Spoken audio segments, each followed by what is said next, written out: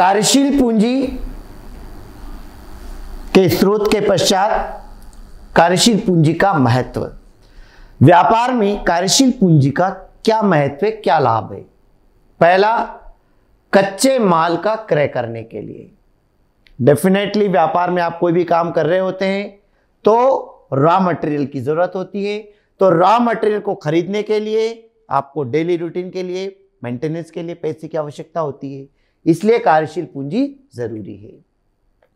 व्यवसाय के दिन प्रतिदिन के व्ययों के लिए, व्यापार को चलाने के लिए जो डेली रूटीन के आवश्यक खर्चे होते हैं उनके लिए आपको भुगतान करने के लिए कार्यशील पूंजी जरूरी होती है।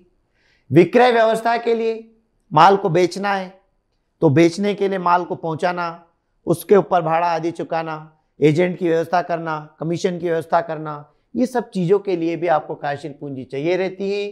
देनदारियों का समय पर भुगतान करने के लिए, जो डेटर्स होते हैं टाइम पर उनका पेमेंट करना है, तो डेटर्स से तो मिलता है हमें, देनदारियां मतलब जिनका भी क्रेडिटर्स वगैरह जिनसे उधार माल खरीद रखे, हमने उधार लिया हुआ है थोड़े समय के लिए, तो सब लेन देन का समय पर पेमेंट करना है तो कार्यशील पूंजी चाहिए।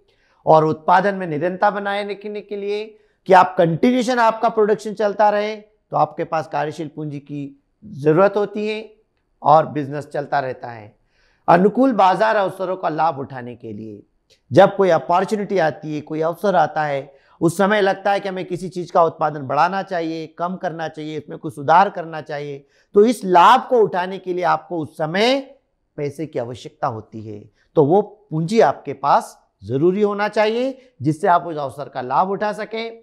नगद छूट का लाभ उठाने के लिए कैश डिस्काउंट वगैरह होता है, उस डिस्काउंट का लाभ उठाने के लिए मतलब ये कि अगर आप किसी से नगद माल खरीद रहे हैं तो वो आपको डिस्काउंट देगा, या कोई क्रेडिटर आपसे बोल रहा है कि अगर आपको हम अभी पेमेंट करेंगे तो आपको इतना डिस्काउंट मिलेगा, तो आप उस डिस्काउंट का लाभ उठाना चाहते हैं तो हाथों हाथ पेमेंट कर दीजिए। और कभी नगद खरीदी पर आपको डिस्काउंट मिल रहा है तो आप नगद माल खरीद लीजिए। इसके लिए आपको जो आपके पास कार्यशील पूंजी होना चाहिए। और व्यावसायिक अवसरों का लाभ उठाने के लिए व्यापार में कई अच्छे अवसर आते हैं, उन अवसरों का लाभ उठाना है तो आपके पास कार्यशील पूंजी आवश्यक है। संकटकालीन परिस्थितियों का सामना करने के लिए कई ऐसे मंदी काल के दौर आ जाते हैं, समय आ जाते हैं जहां पर वित्तीय समस्या आ जाती है, उन समस्या से निपटने के लिए आपको कार्यशील पूंजी की आवश्यकता होती है, क्योंकि उस समय हमारे पास आय के साधन सब बंद हो चुके होते हैं, बहुत धीरे धीरे कैश आ रहा होता है, पर हमारे व्यापार को चलाने के लिए, मेंटेनेंस के लिए तो पैसे चाहिए। उस समय कार्यशील पूंजी बहुत आवश्यक होती है।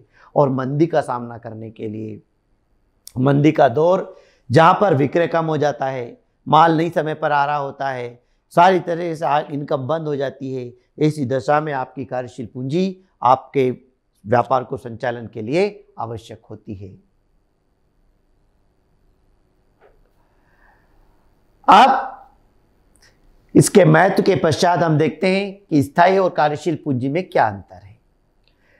पहला अर्थ, स्थायी पूंजी भूमि, भवन, मशीन इत्यादि में निवेश की जाती है, जबकि कार्यशील पूंजी दिन प्रतिदिन के कार्यों के लिए, वेतन, मजदूरी आदि के भुगतान के लिए की जाती है। स्थायी पूंजी की प्रकृति स्थिर होती है, जबकि कार्यशील पूंजी अस्थिर होती है। स्थिर मतलब जो लंबे समय रहती है, ये परिवर्तित होते रहती है, बदलते रहती है, और इसकी अवधि दीर्घकालीन होती है, लंबे समय के लिए होती है, और ये अल्पकालीन, थोड़े समय की आवश्यकताओं की पूर्ति करना है तो आपको कार्यशील पूंजी की आवश्यकता होती है।